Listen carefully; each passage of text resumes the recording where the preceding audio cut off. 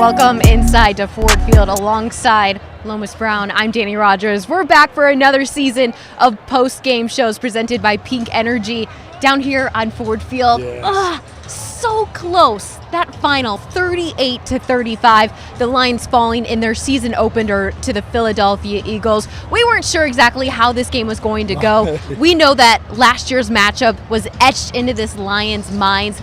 Not a great game. They come out here today. They show some really good signs on offense and defense, but in the end cannot get a big stop to keep the Philadelphia Eagles from converting to a first down and to kneel away this game, and they're taking it home back to Philly. So with that said, before we get to Lomas's analysis of this entire game, let's send it out to the head coach, Dan Campbell, for his thoughts on Game 1.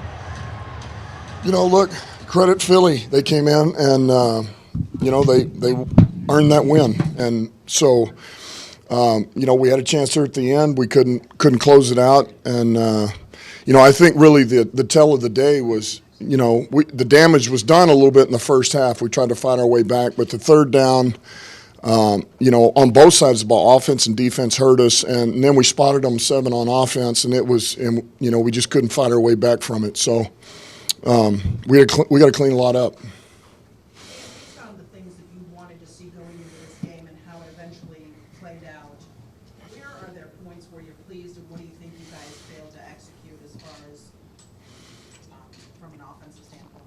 Well, look, offensively, here was really the day was this. If we could stay on the field, if we can convert a first down, we're probably going to do pretty good. And so there again, it was those times we stalled out. We go 3 and out, or they're late in the game, in the fourth quarter. Man, we're in a third down and third and manageable, and then, we get a low snap and some bad stuff happens, and now you're forced to punt it. You're really not in a good position to go for it. At least I didn't feel that way. So, man, just some self-inflicted wounds there. Now, look, I thought we came out in the second half and did a much better job. We were much more efficient. We were able to take some shots because we could stay on the field and get some rhythm. I thought Swift had an outstanding day, and those guys up front did a good job. I thought the O-line played well. They banked a lot of reps, and I thought they did a good job. But there again, offensively, early in that game, third down, and then when you turn the ball over, and not only turn it over, but it ends up being for 7, it's hard, You talked the other day about, just replacing those self-inflicted wounds of more games that are lost earlier in the season. Yep. You feel like you overcame some of those mistakes in the first drive, right? 2 penalties and the drop pass, but you couldn't really do a large portion of the game. Yeah, I think that was – I do, because I think about what mistakes did they make. They really didn't. They played well, and they executed well. We struggled with their quarterback. Hurt us. So he's a good player. But we got to be able to respond to those things. And then just, man, you want to know there at the end of that game, we got a chance. It's fourth down. We close it out. You got that ball with about a minute left, no timeouts to get in position to win it, and you like those odds. So, I was proud that we fought our way back, but we got a lot to clean up. You knew Hurts would be difficult, of course, but did you think your defense would handle him a little bit better than it did? Yeah, I did. I did. And, we had a lot of, I'm almost in position, I got a hand, and we just couldn't close it out. So, look, I think we'll be better for that. You face a guy like that, and, look, there was a number of guys out there. It's first game of the season. It's a full game. Now you're into real tempo, real NFL tempo against real dudes, and I think it got on some guys, but they'll all be better for it. Everybody will be better, and we'll be in a little better shape too after 1 week. How tough was the swing at the end of the first half, start of the second half? Cut it to 7, then give the long play, field goal, and then come back out of the locker room and score a touchdown. Yeah, it was. Certainly, it's tough, but I think, look, I kind of think of it, man. We just need to get ourselves back in position to don't let this thing get out of hand to where you don't have a chance in the fourth quarter. And so, of course, I don't like that. I don't want it to happen. But yet, man, I'm thinking a long game, and as long as we just keep fighting in there, you never know what's going to happen. You know, I felt like we were going to get a turnover in any minute, and you know, to balance the scales back out, and it didn't happen today. But that's we got to get some of those. You know, when we make a mistake, we got to find a way to make them, you know, do the same thing, give us something back, and we didn't do that today. Can you explain the clock management there at the end of the first half? Just I think you guys ran that play instead of taking it to the 2-minute warning, and then you took a couple timeouts.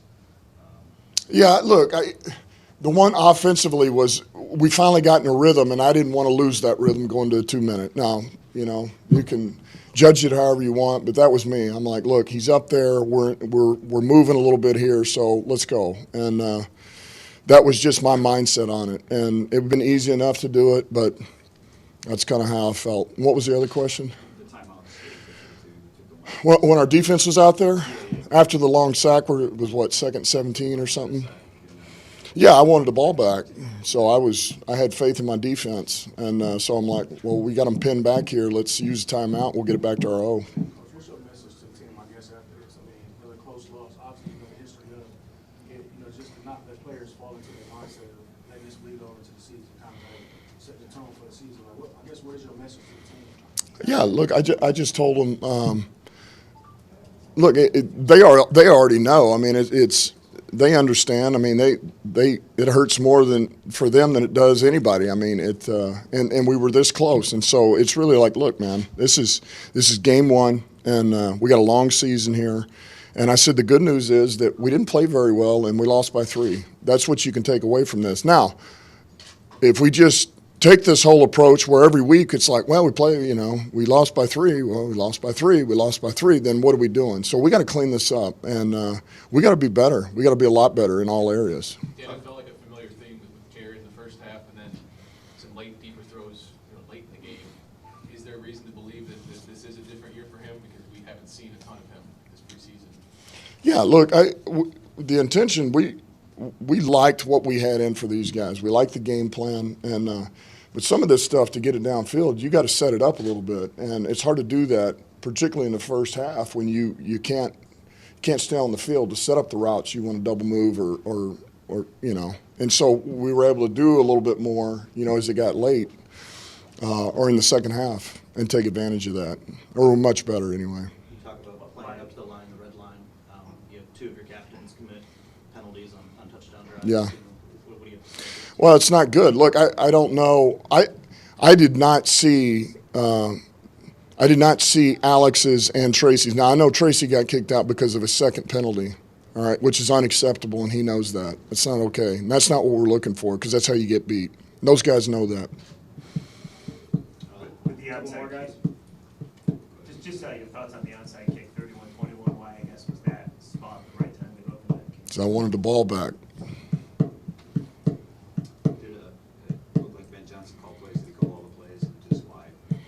Yeah, he did a good job. I thought he did a good job. Dan, did any of what happened in the first half offensively, where you say freezing out, have anything to do with Jared not playing a lot in the preseason and rust and stuff like that? No, I mean, look, there was a couple of hiccups there, but that was a little bit of everybody. And as you know, offensively, man, it only takes one guy to derail everything you're doing. You know, defense, a guy can go out there and one guy can wreck a game for the opponent. But offense, one guy is not doing what he's supposed to do, and, man, everything gets out of sync. So, you know, everybody kind of had a hand in that one. What happened with Akuda at the end of the first half? What happened with him? He left the game. I don't know if it was Oh, we were just being smart with reps. You know, we just got him back. He's in a good place. We were just trying to, you know, let's monitor a little bit and not overdo it, but yet certainly get him his plays, you know. So we're trying to work a couple of guys that way to be smart. How did you feel Hutchinson played for his first game? Listen, he'll be better next week. All right, he needed this, and they all needed it. And most rookies, that's the way it goes. You know, you get into your first game, and it's just a little different. And look, I got to watch the tape, but I know that he'll be better next week than he is this week. And so will Rodriguez, and so will all those rookies. So will Kirby. So that's just, you know, nature of the You game. mentioned Swift. Swift obviously had a really nice game. I mean, this is as good as I think we've seen. Just what do you think you have in him? Look, Swift is one of those players that we have. You know, we've got some good players, but Swift is he's a dynamic player for us, and he's the one guy that can take it anywhere. He can take the house from anywhere on the field, and you know, I'm glad he's ours. On all the Hurts escapes and runs, obviously he's a very good player, but was that your defense being over-aggressive, being young, being... No, look, I think there's no excuse for it, but man, when you haven't faced a guy like that, and now you're about to play, I don't even know how many plays that was, but you're getting a full game plan of that and reacting to that, and you know, it got on us, and you know, and obviously I think we got to put that on us. I got to put it on me. We didn't have him prepared for him because he hurt us. I mean, you take away his rushing, and I mean, we're probably sitting pretty good defensively, or much better, I should say. All right, thank you guys. Locker room's open. Yep. There and, potentially draft here. Thanks, Ed. Thanks.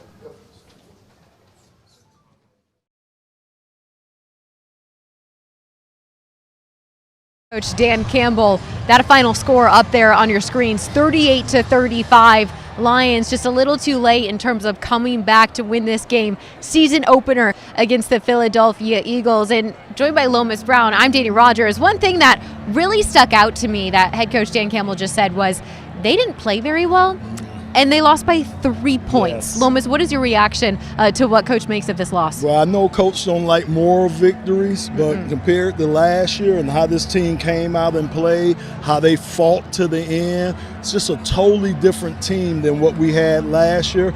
You got to take it away as a moral victory. I know they don't want to hear that. The players don't want to hear that. The coaches don't want to hear that. But Danny, they played well. I really didn't expect the score to be like this, and they had an opportunity to win the game, and that's all you want, to be in the game late and have that opportunity. Coach Campbell definitely mentioned the offense that had stalled out a few times. We saw 3-and-out drives from the Lions 3 times back to back to back. That is difficult for a defense to hold on their shoulders when they're not sure if their offense is going to go in there and get something done. How much did that really just force the Lions into a direction this game that when the offense isn't getting a lot going? Danny, that's a great point because, again, think about it. Your defense is out on the field so much you can't make adjustments, especially when your offense is going 3-and-out, 3-and-out. And I think that really hurt the defense. For a while, they weren't getting off blocks. So to me, that means they got tired out there. And you never want your defense to be out there that way. So I don't blame coach for kind of blaming the offense because they have to get in the rhythm, and you have to be able to let your defense come off the field and make adjustments. Lomas, when you came down here to the field, we were looking at the stats from this game.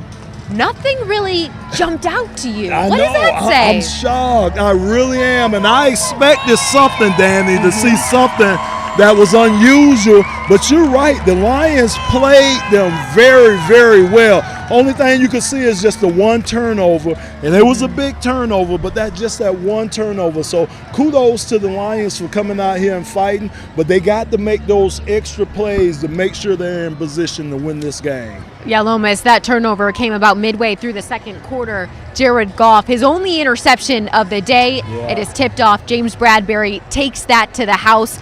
They would then go up on the Lions 21-7. That was a dagger in this one. Any other daggers you can think of? You know, I think that was, and then you look at the, I think them letting Jalen Hurts hurt us. That was the one thing that we kept talking about up in the radio booth. They had position on him to tackle him, but some kind of way this guy had magic. He was able to get out and break contain. And anytime your quarterback is able to extend plays or break contain that way, it's going to put a lot of pressure on your secondary, and that's just what he did today. Give Jalen Hurts a lot of kudos for how he played today. I thought he played very well. Jalen Hurts was almost this Phillies' entire rush game. He played okay in the pass game. Finished with 56% completion on the day, but when you have legs like that, you don't have to do much in the air game. And then A.J. Brown. Oh, my goodness. Philly had just picked up that wide receiver, and he comes out and has a stellar day. Danny, I think I'm going to have nightmares tonight, and it's going to be You AJ. and the Lions defense. Yes, AJ. Oh, my God, Danny, we couldn't stop him early in this game. Whether he was going deep, whether he was coming across the field, it was just no way that we could stop him. They slowed him down in the second half, which we had to do. But A.J. Brown, he's a weapon for the Philadelphia Eagles. He certainly is. 10 receptions, 155 yards. Taking a look at some more individual stats, Jalen Hurts finished 90 yards in the air and then 243 on the ground. So you had A.J. Brown, pass game. You had Jalen Hurts, run game. And this Lions defense just couldn't totally get a hang on it. But one player that did have a sack in there was able to get a hang of Jalen Hurts and wrap him up was safety Tracy Walker. Yes. But then he was ejected later in this game for 2 personal fouls on one play, and that was a big miss, especially when you're trying to hold them on 4th down. Danny, hugely losing Tracy in the game, and I don't know what happened to make him just blow a gasket like that, but Tracy lost it out there on the field, and he knows better than that. He knows that we need to have him on the field if we're going to have any chance of winning the game. That's something that he'll probably kick himself about later on tonight, but you can't lose a guy like him in that secondary. Then we had to replace him with a young guy, a rookie, so that just didn't bode well, and Tracy knows that. He's a veteran. He'll fix that and hopefully come back with a vengeance next week. He started off so well, brought so Yes. much energy, Tracy Walker did. Switching gears to the offensive side, one running back that has put the NFL on notice. Yes, sir. Listen, we have known about him, but this felt a little bit different to open the season. Deandre Swift, he came out running. Every single time he put that first step on the ground, it was explosive. You weren't sure when he was going to be brought down next. 144 yards on the day, 15 carries. What did you see out of Deandre Swift? I love how you say that, because you are so right about that. And Danny, the power. He was breaking tackles too. And I know we hadn't seen a lot of that because he's a shifty guy, but he proved to me that he could be a power guy when he has to be. He had a nice run down this left sideline in that game that was very, very good. So again, we got our bell cow in Deandre Swift. We got our backup in Jamal Williams. We just got to get it going on offense and get in a rhythm. And now that you're saying you got your 1A, your 1B running That's backs, right. this is year 2. We're talking about Swaggy and Swifty, Deandre Swift and Jamal Williams. Who do you see coming in and being that third back that they might need to lean on? Yeah, running backs get hit a lot. You're right. Well, I thought Justin Jackson, right? I thought he would get a lot of run, but I guess the coaches just decided to go with those two. And you're right, it's a long season. We're definitely going to need another guy to step in here and there. But, Danny, my thing is just getting rhythm, and hopefully we can get our big offensive line healthy too. I think that'll help our run game too. I agree. Deandre Swift looked like he was in rhythm every single time he touched the ball. We are going to hear from the running back now. Let's check in with Swift. Starting off, just wanted to set the tone for the first game of the season. How would you assess, how you came out and set the tone in the first game? I feel like it was all right, man. We came out, executed well first drive. I feel like we left a lot out there. Too many 3 and outs. Just let us slip away from us. We can't spot them 7 right before the half and play from behind. Just let us slip away from us. What about your own game? It looked like you were on it right from the beginning. Big runs and then just continued.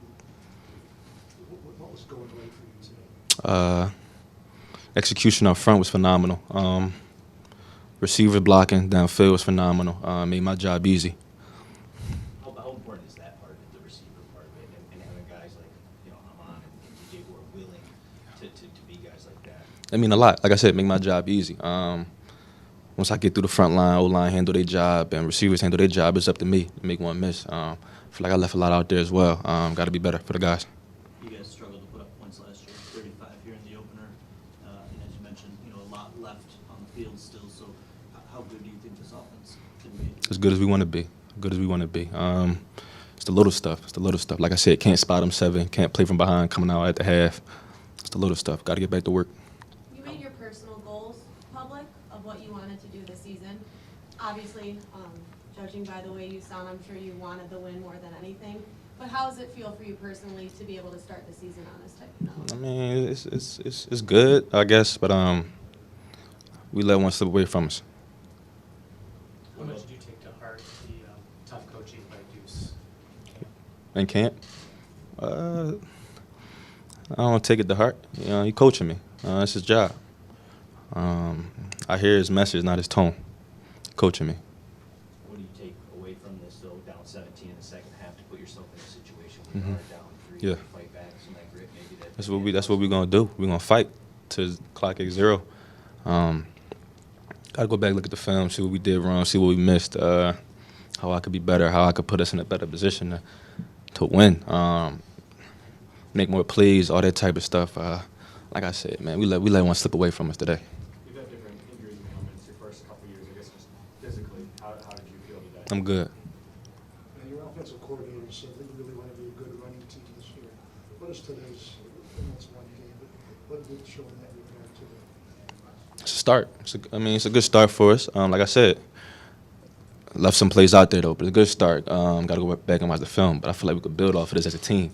Offense, defense, special teams, all 3 phases.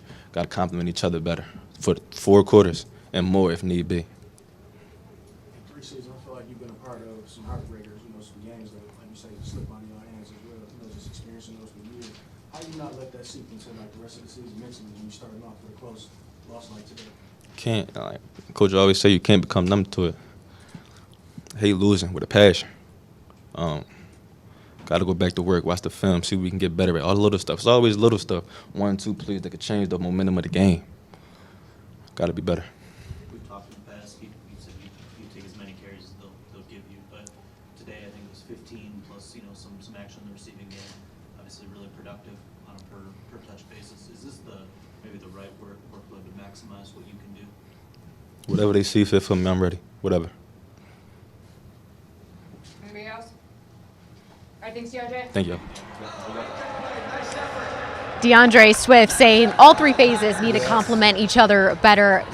Sounds like a veteran, and that's kind of exactly it. Each phase need a little bit of cleaning up today. Absolutely, and they're going to go back to the drawing board. And just like Dan Campbell said, it's a lot of things that have to be cleaned up, especially after the coaches get an opportunity to watch the film. But Danny, that's the only way a team in our position, a team that's fighting to get to where these other teams are, you can't have mistakes. All 3 of your units, like he said, have to be working together. So that's something I know they're going to work on this week. Swift saying that he left a little bit out there on the field. It's hard for us to believe that. Caught all of the throws that came his way, over 140 yards on the ground. But you mentioned a very interesting stat. Today's game, Jamal Williams, the 1B to Deandre Swift in that running back room, multi-touchdown game, the first one of his career. How? I know, Danny. Year 6 for Jamal. I know. When I heard that, I really couldn't believe that because remember in Green Bay, he was kind of like a short yardage, tough guy. So I thought he would have had more than multiple touchdown games before, but it's just shocking. But again, hopefully we'll just tap all that talent. We'll take it. Yeah. He can have plenty of more with us. We'll take it. Jamal Williams only 28 yards on the ground. So he was just put in for those plays that were coming at the back end of plays that I feel like Deandre Swift was usually the person doing that last season, scoring touchdowns. Yeah, you're right. They have flip roles, but we know from Hard Knocks, Deuce Staley has been on him about being the type of back that he wants to be. He made those lofty goals. Saying that he wants to be a thousand guy. So, hey, he's going to get his opportunities this year. He's 144 yards closer to that. There you go. One play that aided in those 144 yards today from Deandre Swift is the play of the game, and it is coming on the opening drive. This play just opened everything up. Look at one touch there, another touch there. Oh, he's still going. 50 yards. Finally down there at the other end. And guess who it is tackling him? Darius Slay Jr. Taking down Deandre Swift. Can I give the big guys a little love up front? Yes, please. Look at the hole. I think, Danny, me and you might have been able to get through that hole that offensive line created.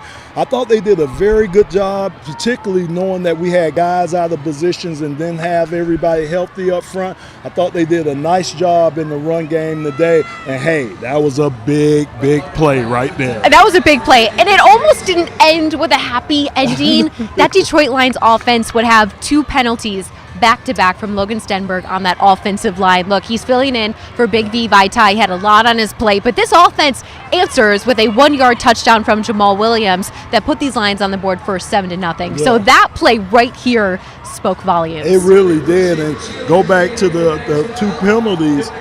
Those are mental errors, Danny. You can't do those. You just can't have those. He's a young guy. We know that. But, man, you can't put your offense in that position where you're going from, 1st and 10 all the way back to 1st and 20. So that was pretty bad right there. But they overcame it and got in the end zone, so that was a good thing. Mm-hmm. One player that this Detroit Lions staff has mentioned rarely makes a mistake is second-year wide receiver Amon-Ra St. Brown. If he makes a mistake, they're like, what? Yeah. What's wrong? What's going on? Amon-Ra St. Brown coming out here today. Last year, it took him a little bit longer to get things going. He was a rookie. That's fine. 8 receptions today, 64 yards, and he had a touchdown. We waited a very long time for that touchdown last season, about week 13. It comes here in week 1. Yeah, and I love the look on his face. He got the mean mug on right now, Danny. But he's a guy, man, that you can count on. To me, he's almost like Jared Goff's security blanket. The guy always seems to be open. And like you say, every time you throw him something, he's going to catch it. Had a couple unusual drops today, but he did make up with the touchdown catch. So I don't worry about Amon-Ra St. Brown. Everybody else is going to have to catch up to him, I think. All right, let's hear from QB1 Jared Goff on what he has to say about his Week 1 performance.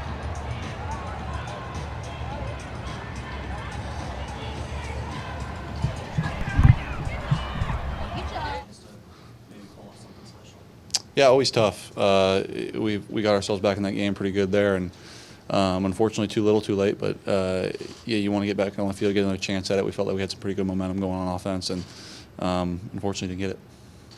You guys started off real hot, finished off the game pretty strong. What happened with that 3 and 4 possessions? Yeah, tough. That's ultimately what we'll look at is probably what hurt us the most, and those 3 and outs there in the middle in the second quarter, and a lot of mental errors mostly, and stuff that. Can be cleaned up easily, but stuff that can't happen on game day. Hopefully we can attribute it to first game stuff, and hopefully next week stuff like that isn't happening. But just mental stuff that myself, everyone can clean up and do better. You had a misconnection on that interception. Yeah, just miscommunication. Yeah. You use this reference first game stuff. What is first game stuff? Yeah, just making mental errors that typically wouldn't happen later in the season. It's everybody. It's myself. It's everybody, and stuff that can't happen. Once the lights come on, and unfortunately they did a little bit today. Does that even have to do with not playing a lot in the preseason? No. Despite the lull there in that stretch in the second quarter, you guys still did 35 points. You ran the ball. Yeah. You scored 35. Is Yeah. there some encouraging things? Yeah, but no, I mean, we can say that every week, but no. We ran the ball well. I thought our O-line played really well. I thought Swift did what we expected him to do, and we just left too much stuff out there. We had so many big plays to be made out there, and left them on the field. What did you see from Deandre, and how much can that running game help over the pass game? Yeah, he's damn good, and we just need to keep getting him the ball, and I thought our O-line did a great job with him. Jared, on the interception, you had a rush on your face almost immediately. How difficult is it to make a split-second decision like that to make? It wouldn't have mattered. Yeah, the rush wouldn't have mattered there. It was just poor decision by me, and a little miscommunication there. But I thought those guys protected well. The receiver room had so much talent this offseason. How much different did you feel out there throughout this game, week 1 compared to last year? Yeah, very confident throwing them the ball, and again, there's some that we'll want back, and that we wish we would have connected on. But I think, like I just said, we left so much stuff out there that we could have had, and I think we know that, and ultimately, hopefully, can look back on this game as a learning deal for us. Deandre came in here and said kind of the same thing, left a lot out there. 35 points is a different tone than what you guys were doing last year offensively. So Yeah. what is maybe the ceiling for this? Yeah, we felt like we could score 50 today. I mean, we left a lot of points out there, and it wasn't you tip your cap to the Eagles. They're a damn good team, but we shot ourselves in the foot all day long, specifically during that lull, and felt like if we don't do that during that period of time, it's a different outcome. But that's what happened, and we got to fix it. Jared, looking forward just a bit, what is playing the game at high speed, regular season game going forward? How does that the next week and the week I'm sorry, what's the question? You know, just looking forward, what does playing a regular season mean? Full speed now, going forward next week, You're saying today, like what? Yeah, I guess hopefully, like I said, we can hopefully look back on it as learning from it. But we can only do that if we do learn from it, and look at ourselves critically and get things fixed. And I think we will. Again, we scored 35 and spotted them 7 with a pick 6, and they're a damn good team that we felt like we should have been able to beat if we played the way we were capable of, and we didn't. I don't know if this falls into the first game stuff, but beyond that miscommunication with Hawkinson. And before the first, it's not an excuse. Like that can't happen. Like it can. I can say it's first game stuff, but it can't happen. Which it's the NFL and it's week 1. But sorry, continue. No, sorry. I just didn't know what you were sure. Beyond that Hawkinson play, like there were 5 or 6 drops, depending on how uncharacterized drops, and maybe the pass was a takeoff. I just wonder what you attribute that to. Is that just the first game stuff, or are you still getting to know these guys within the offenses? Yeah, I don't know what you attribute. I think it's a little bit of me, a little bit of them. It's all of us. And can I be a little bit better on those? Absolutely. And that's where I'll look at myself critically and be better in some of those situations and try to put it right on them and move on from there. But I know at the same time, I know those guys in there with those receivers we have. They're very critical of themselves as well, and I know they want to be able to make some of those tough catches, and I know they will. And then this is Ben's first, Yeah. getting to call plays. I guess obviously just some thoughts on how he did and what he's showing you guys. Yeah, I thought he did great, man. He was calm. He was very, very under control, and thought he did great. I think we found a bit of our identity there in that second half of who we want to be and what we want to do, and I think he settled in there as well as we did. And but I thought he did a great job. What was that? Explosive plays and running the ball downhill, play action, dropping back and running the stuff that we know we can execute. But by all means, we had plenty of opportunities to do that in the first half that we just didn't. I think just getting in a little bit of a rhythm is what happened there in the second half for everybody, and I think we could see the benefits of it. Just a couple more guys. We've heard Ben say that similarly, that you guys are searching for the identity, letting it kind of come to you. Is that kind of like when you're trying to find a player's best skill set to fit a scheme as opposed to square peg around hole? Is it better to let the identity come to you as opposed to force something?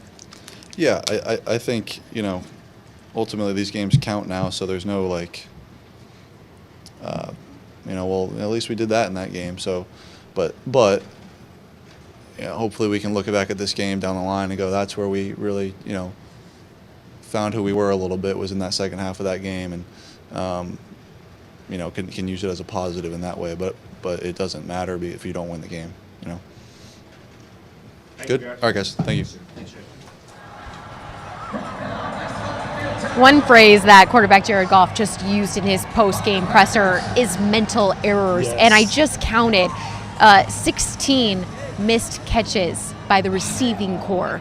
And Goff said he wasn't sure. It could be a little bit of him, a little bit of the receivers. 16 drops, though. But think about this, too, Danny. He said that he had a lot of miscommunication. Mm-hmm. Remember that interception. The wide receiver went inside, he threw it outside. So it was a couple of plays like that, and that's coming from practicing. Mm-hmm. They didn't have any time during the preseason to get that down. Hopefully they'll take care of that this week. But you can't have miscommunication, and man, drop passes, that'll kill you every time.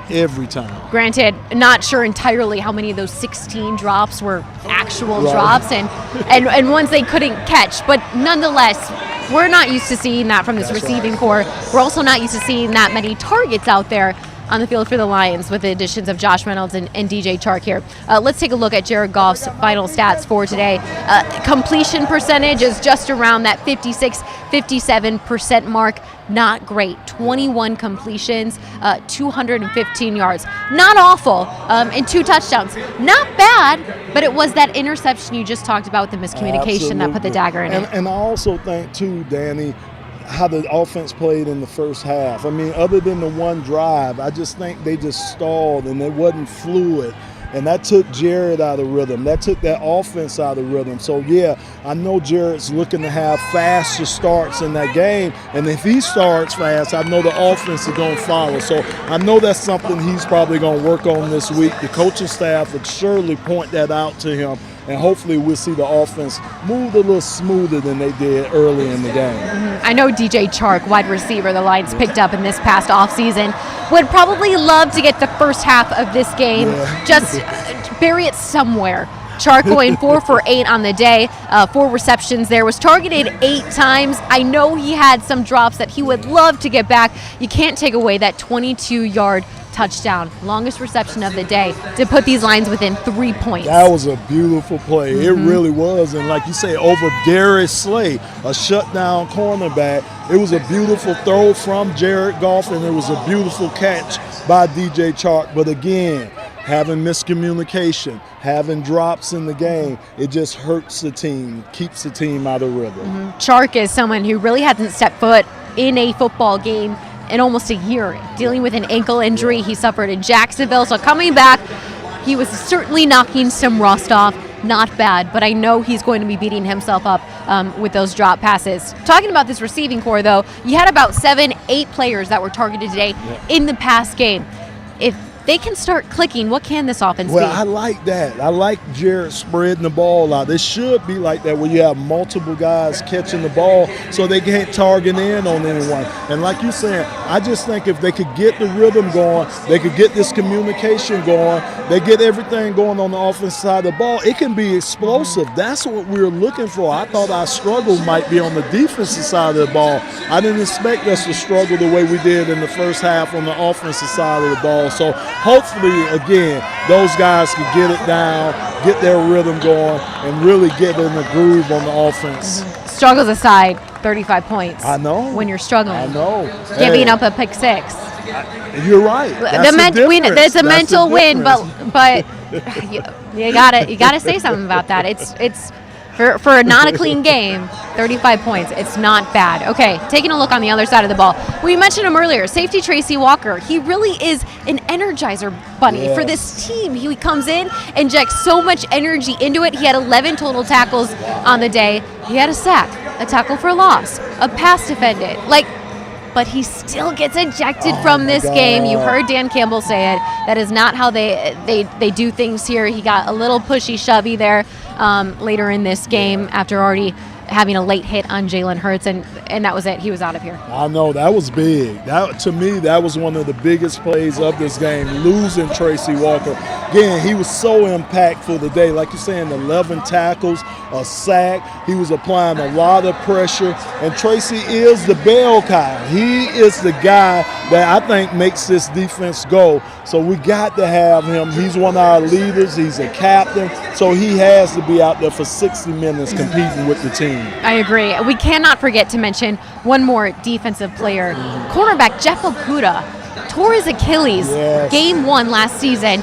He is back. He worked his way into that starting role opposite of Amani Oruwariye. He has 10 total tackles for the day, right under Tracy Walker.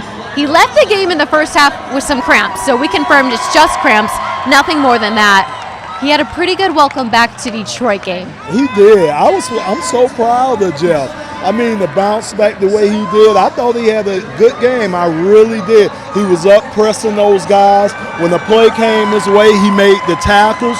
He was deflecting passes. He did everything that you expected out of a guy that was drafted number 3 in the whole entire draft. He did a lot of those things. So now we can start getting a little excited about what Jeff Okudah is going to bring to the table for this defense. Very impressed. Welcome back to Detroit, Jeff Okudah. Welcome to Detroit, DJ Chark. His first touchdown here with the Lions. That about wraps it up for our Lions coverage. Let's take a look around the league scores. I had my eye on that Cincy Pitt game. Joe Burrow, 5 turnovers, at least 3 interceptions the last time I checked. All right, Thursday Night Football, we already know, 31-10. Bills just getting the best of the Rams. Here you see Colts, Texans coming back 20-20 in that one. Hopefully we can get an update. So that's crazy. Texans were leading most of that game. Saints over Falcons. Hello, is Atlanta back? Hey, yeah, isn't that something? I mean, 27-26. I mean, a close game. Hey, that was a battle there down in hot Atlanta. Oh, today. yeah. I'm Yes. looking at Miami, New England. Hey, Is Miami well, back? Hey, no, but Okay. I think New England Is How can not you have back. 3 offensive coordinators, Danny? That's They a lot need to of pick that's a one. lot of Come people on trying now. to tell people what to do. Thank Okay, you. Browns Panthers. We were waiting on Baker Mayfield to face his former team. 26-24, Browns getting the win over Carolina. Yikes. Not great. I'm just going to say it, not great. Baltimore, they're handling New York Jets 24-9. No big surprise there. San Francisco, oh my, okay, is that right? Can we confirm? Chicago beat San Francisco. I'm just wanting to confirm, folks. That's it. 19-10 is what we're seeing on our end. Commanders getting the best of Jags. I'm sure they put up a good fight in that one, 28-22. And then Steelers, they did end up winning in overtime against the Bengals, who we mentioned, Joe Burrow. He'll be fine. Yeah.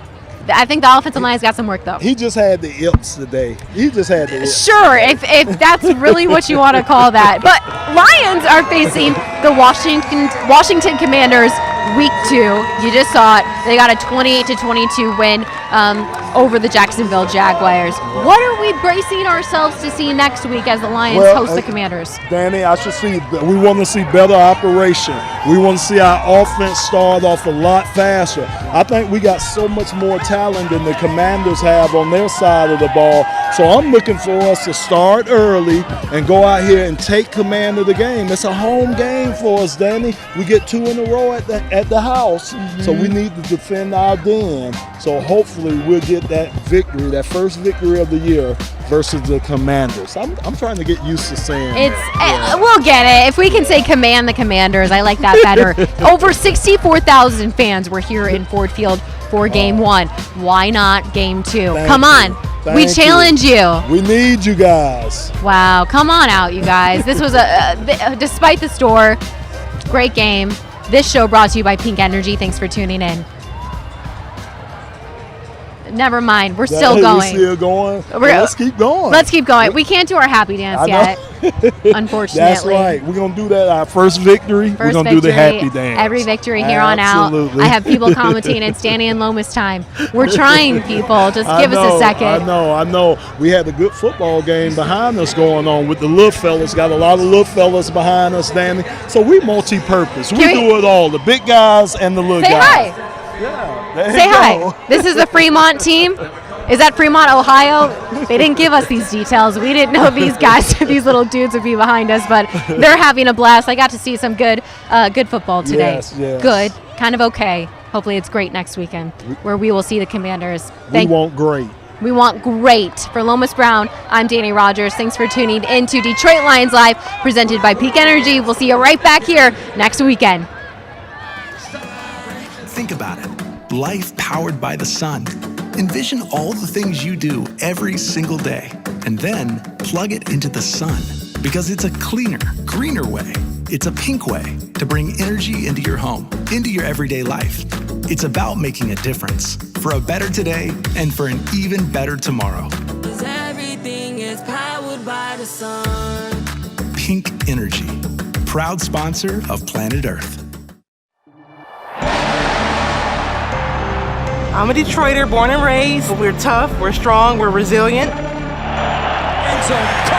Touchdown! In the D, we carry this team on our shoulders. Detroit is a football town, we're a football city, and we stand behind you all the way. We love you and we're not going nowhere. I am so excited because we're coming. It's coming. Yes! Touchdown, Detroit Lions!